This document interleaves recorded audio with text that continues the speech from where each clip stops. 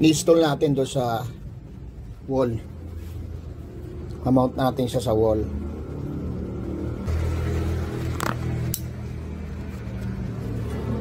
Okay, dito. Install natin siya dito.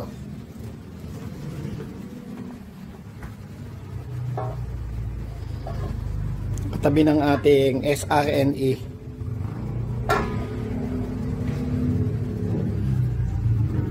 Okay. Dito natin i-mount yung ating snap inverter na nabili sa ukay-ukay sa surplusan. Ito siya. Gagawin natin, hanapin natin yung mga kanyang mga parts at dito ko inilagay. Hiwa-hiwalay siya nung bili natin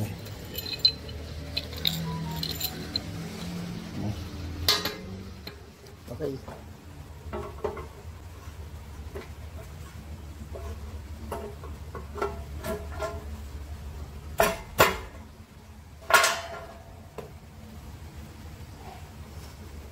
Connected na. And then mag-add na lang tayo dito ng screw.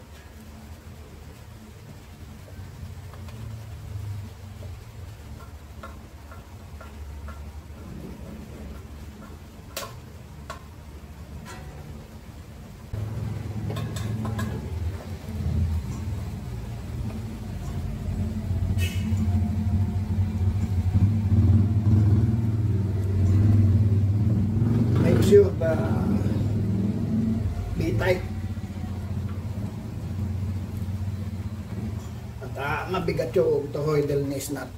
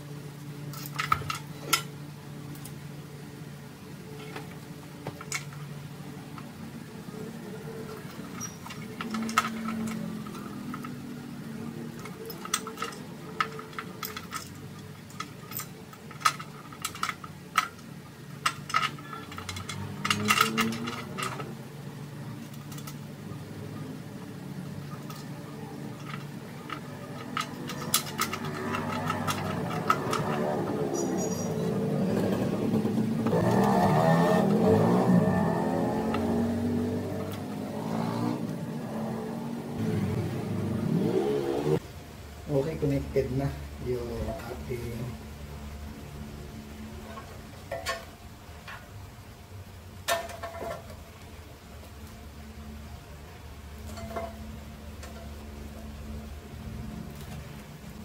na yung ating toroidal transformer. Install natin yung inductor dito. Okay, naghanap tayo ng screw na sukat dito. Yung screw na nakuha natin ay medyo maluwag.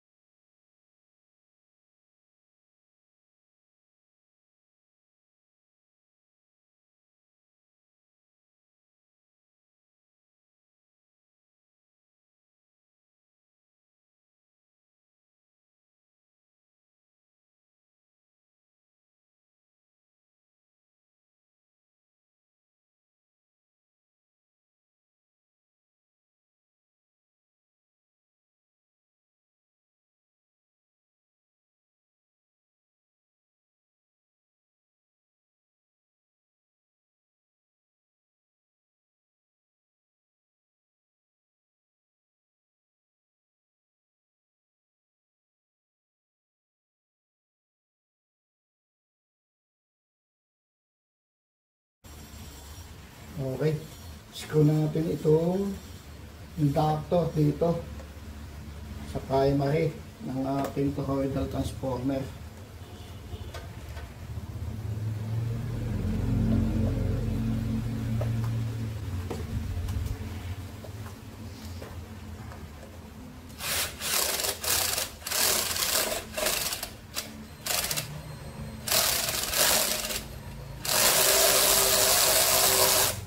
Okay, connected na yung ating inductor dito sa ating primary ng ating toroidal transformer. Ito yung ating primary ng ating toroidal transformer. Ang input voltage ay 0 and 6.5 volts dito. And then ito yung ating secondary. Ang output 0, 160, 190, 220, 250. Okay. Black 0, brown 160, blue 190, red 220, and then yung white is 250 volts. Ang next natin i-install yung ating cooling fan. Okay, ito yung ating cooling fan.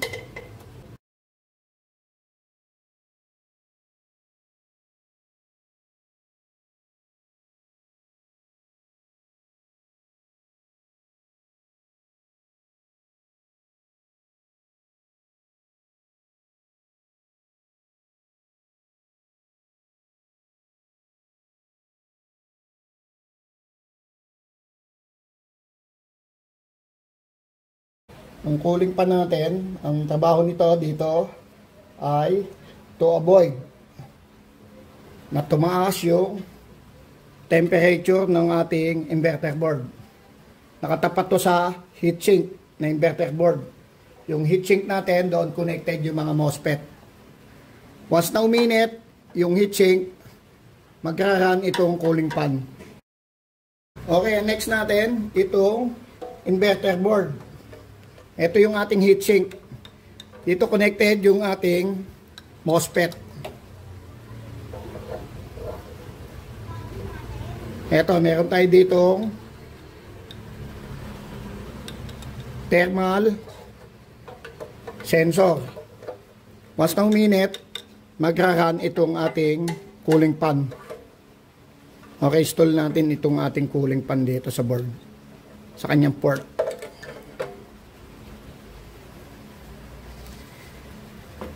Dito, kung mapapansin nyo, meron tayo ditong terminal, meron tayong port.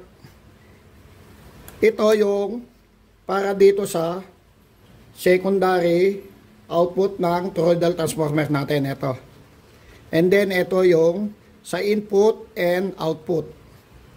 At kung mapapansin nyo, meron tayo ditong mga relay. Yung relay, gamit yan sa pag-transfer ng power from grid to load, from inverter to load. Siya yung ATS or automatic transfer switch. Okay, install natin yung ating inverter board.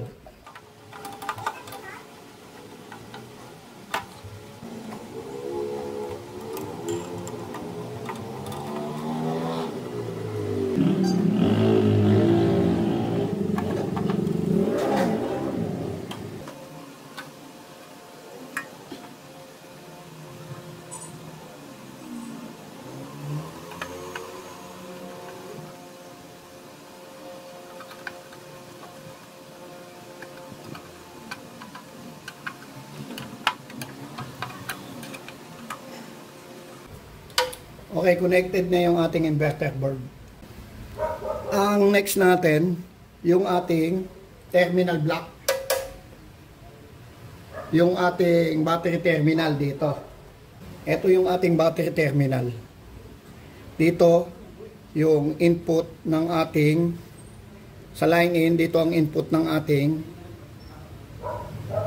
battery. Positive, negative. Yung ating DC. Ito yung ating DC input.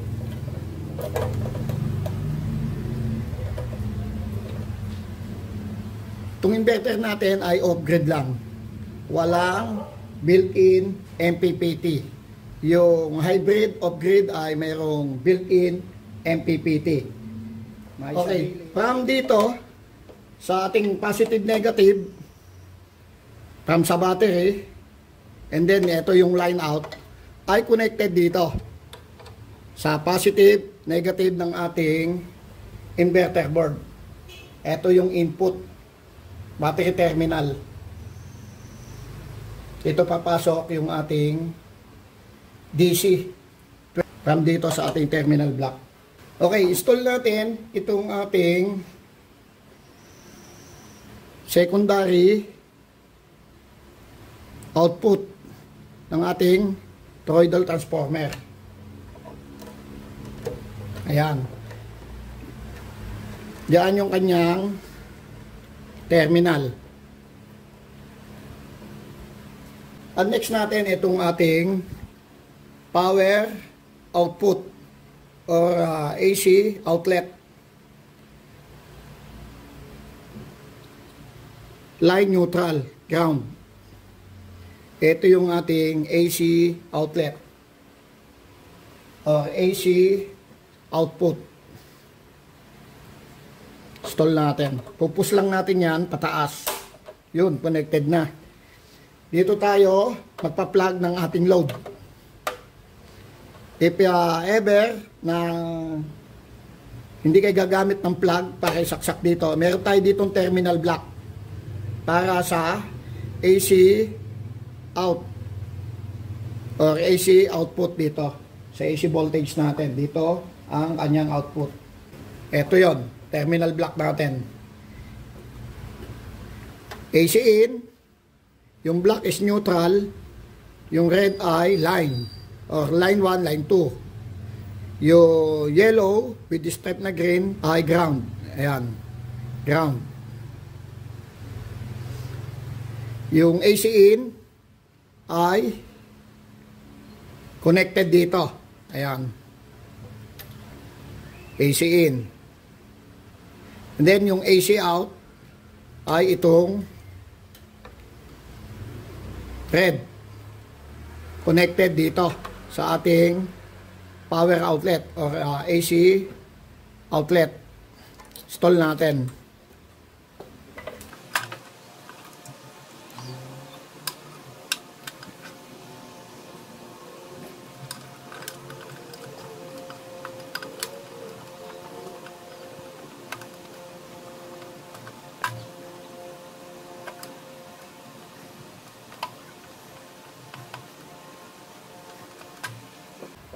Okay, yung AC input natin, etong black, neutral, and then etong red, line. And then, ito, yung going dito sa ating terminal na input and output. Install muna natin yung ating circuit breaker. Itong circuit breaker, ito yung protection sa AC charging. At the same time, yung ating mains voltage na papasok dito ay pwede nating gamitin din sa ating load. Okay, ito yung AC input, yung line. Yung red wire natin, yung cable natin na pula. AC input from mains voltage, input dito sa line in, and then dadaan dito sa AC circuit breaker, 10 ampere, yung rated current.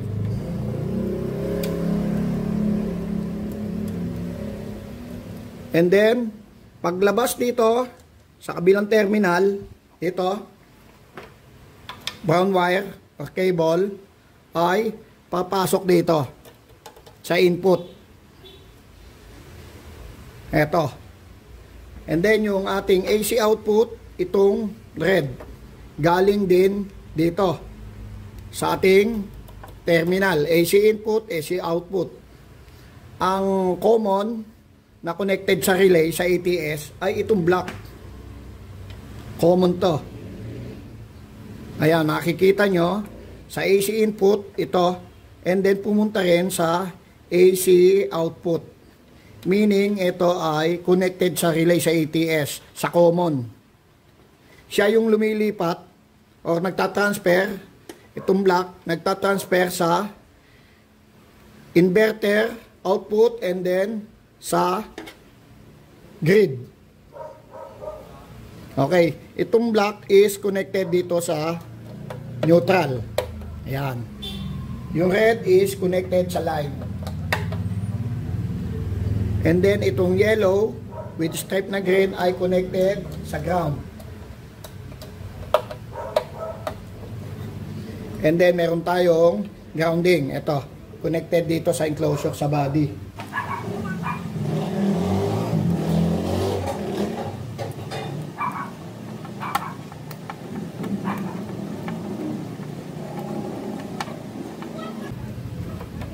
Okay. AC in, AC out ay connected dito. Then ito yung mga relay ng ating inverter board. Siya ay magta-transfer ng grid to load and then inverter to load. Or once na nawala ng power si grid, ay mag-transfer sa inverter to load. Depende sa parameters na gusto nyo. Ipano yung setting. Okay, install natin itong remote port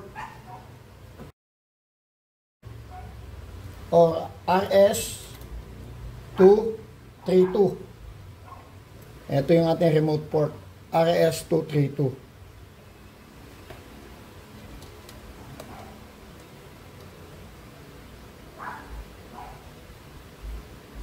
Okay, install natin yung ating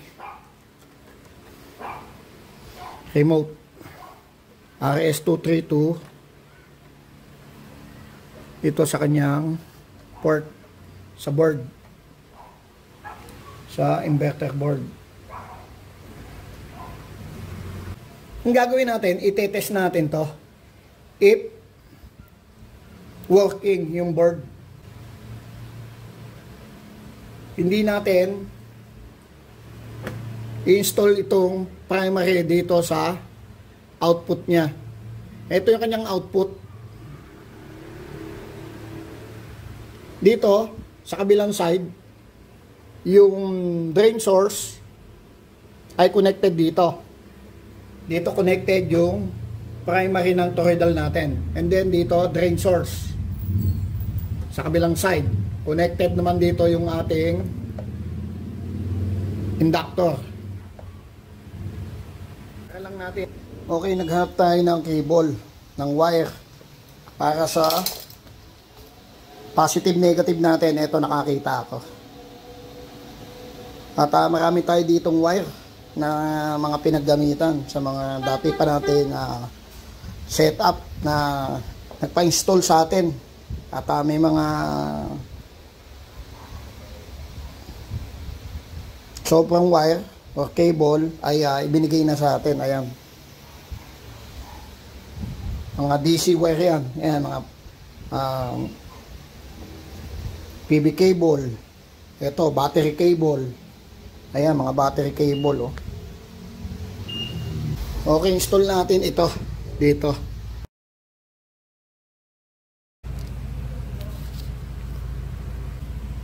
Ang negative natin, itong right side.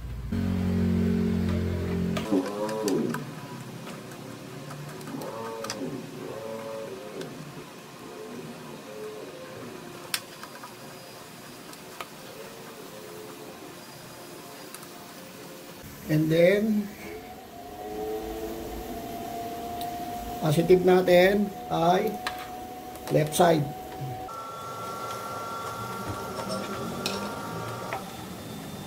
Medyo maingay at nagcha-charge yung ating SRNE. Humming yung kanyang cooling fan.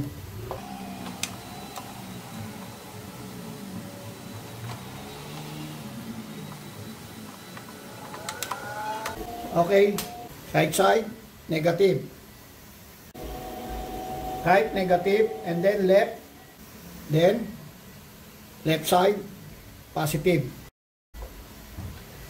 Okay, dito, kung makita nyo, may terminal tayo dito. Ang positive ay ito, malapit sa heatsink. Negative, dito. Okay, install natin itong ating negative.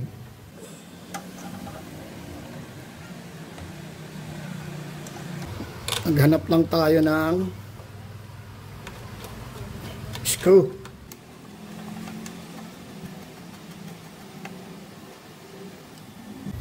Okay, install natin yung ating positive.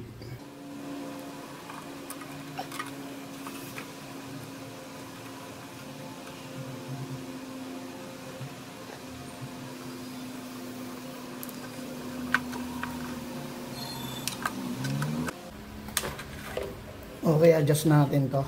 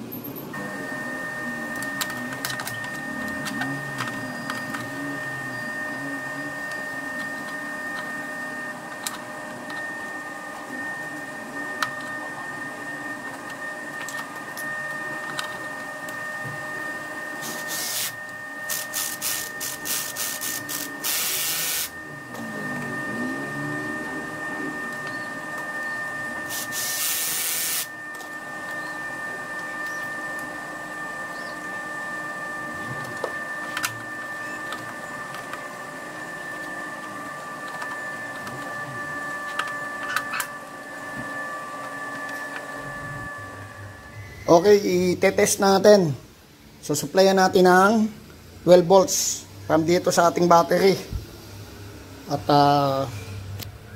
titingnan natin if okay pa yung ating off-grid solar inverter.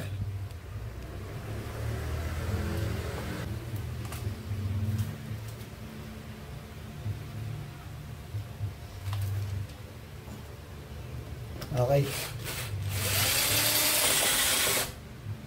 Negative dito sa right side. Ito yung negative natin sa right side. Make sure tama yung polarity. At basta na reverse natin,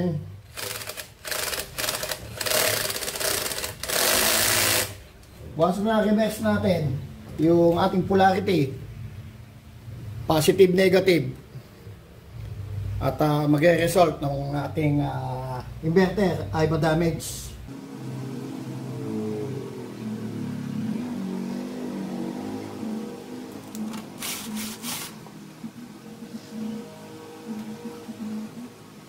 Make sure na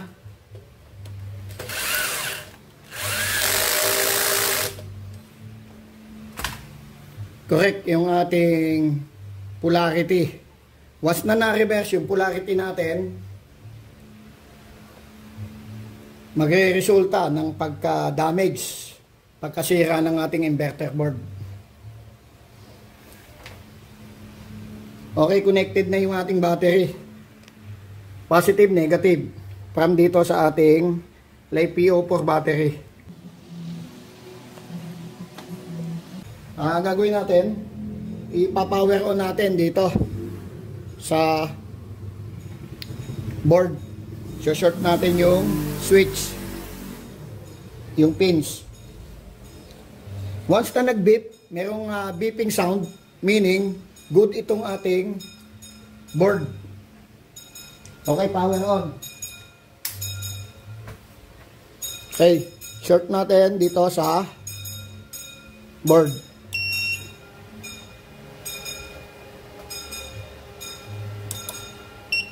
Ayan. sinasabi kong beeping sound. And then magsa-shutdown yan.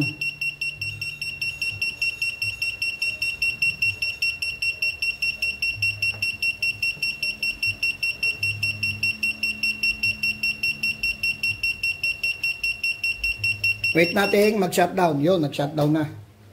Okay, power off. Dito sa ating DC circuit breaker ng ating battery.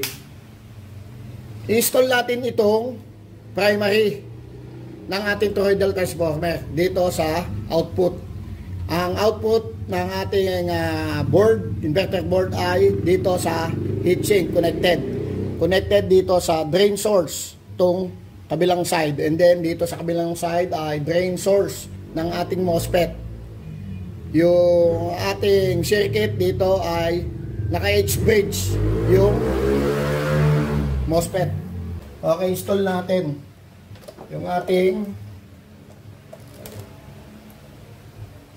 primary dito sa output ng ating inverter board.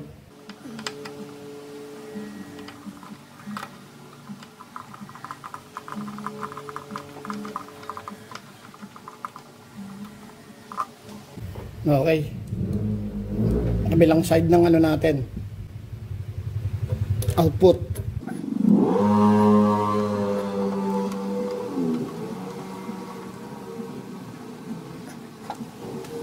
Dito kung mapapansin nyo, wala tayong input na AC or wala tayong AC voltage from grid. Ayan yung AC input natin.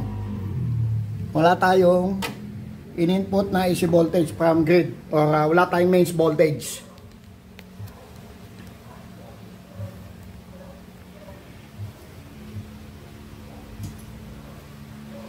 Okay, itetest ulit natin. Okay, power on.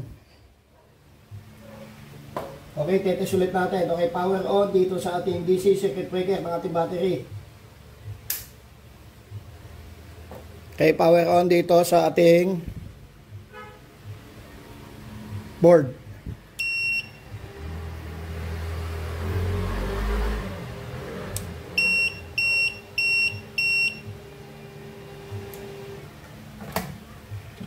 Okay, i-check natin if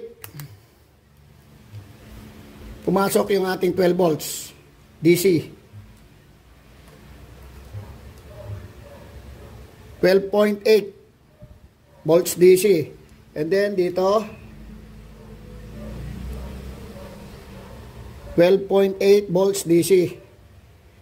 And dito ay 6.5 yung ating output AC. Ayan, 6.5. Yung 6.5 volt AC, yan yung papasok dito sa ating primary ng ating toroidal transformer. And then ang output nyan ay 220 volts AC dito. And then pumasok doon sa board. And then dito yung AC out.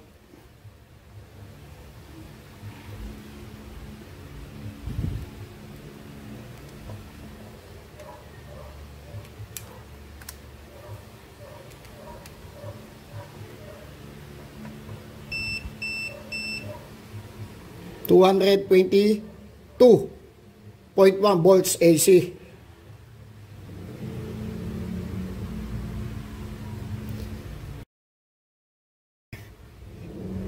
If meron magtatanong kung ang off-grid na snap inverter ay pure sine wave, ang snap or snuddy ay pure sine wave. Ayan ang waveform ng snap or snuddy. Yung board natin ay snuddy or snap. Yung board natin ay snuddy or snap.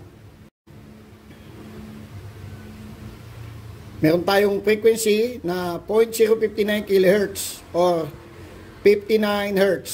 222 volts AC yung ating output dito sa AC out. Okay, off natin.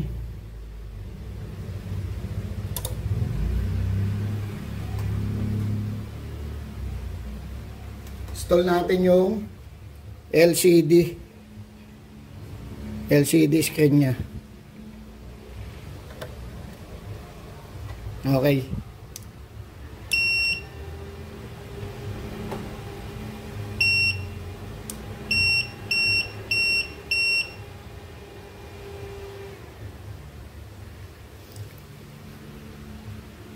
Sa input, wala tayong 220 volts AC na input. And then, meron tayong frequency na 60 Hz. Sa output, meron tayong 220 volts AC. At meron tayong battery na 100%, going to inverter, then inverter to load. Meaning, good yung ating inverter. Okay, maraming salamat po. Sana po may nakuha kayong konting kalaman dito sa ginawa natin. Binili ko sa ukay-ukay at yung mga tornilyo wala na. And then itong board ay galing lang sa mga kaibigan natin. Yung binili natin, itong inverter ay walang board. Walang inverter board. Nabili ko, ito lang.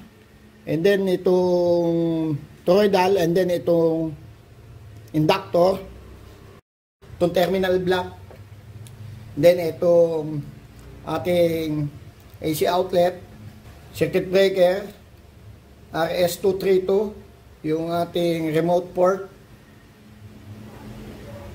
and then ito, kasama to, yung cooling fan. Yung board lang wala.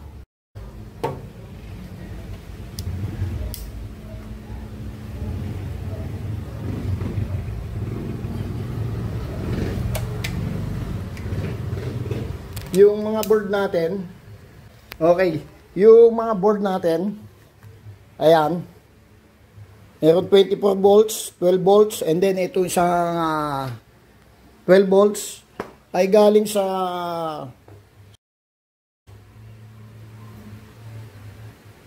at yung isa, etong isa ay bigay ni Nerdo Nadayos. Shout out kay Sir Nerdo Nadayos ng Palawan. Yung isang yan ay binigay niya. At meron niyang kapalitan. Yung inverter board na ginawa ko ay ibibigay ko sa kanya. Kaya lang hanggang ngayon hindi ko pa na ibibigay. At yung isang inverter board ay bigay din sa atin. Itong isa ay galing sa kaibigan natin. Yung dating mga isnat dito at isnadi ay pinarepair sa atin nung isang subscriber natin na taga Villamor Air Base. Ay ano siya, Philippine Air Force. Ganito rin yun, 1 kilowatt, 12 volts. At shout out kay Sir. Siya yung dating nag-vlog tayo, gumawa tayo ng inverter na isnadi or isnat yata yun. Hindi ko na ma-recall, matagal na eh. Ngayon, ito yung binili natin, ito'y galing sa Sarplasan, sa Burautan, sa Carmen Plana, sa kanto ng Recto. Ngayon, meron akong board, yun ang ginamit ko dito. Kasi itong nabili natin ay hiwa-hiwalay at wala namang inverter board. Okay, maraming salamat po. Sana po meron kayong nakuhang kalaman doon sa ginawa natin dito.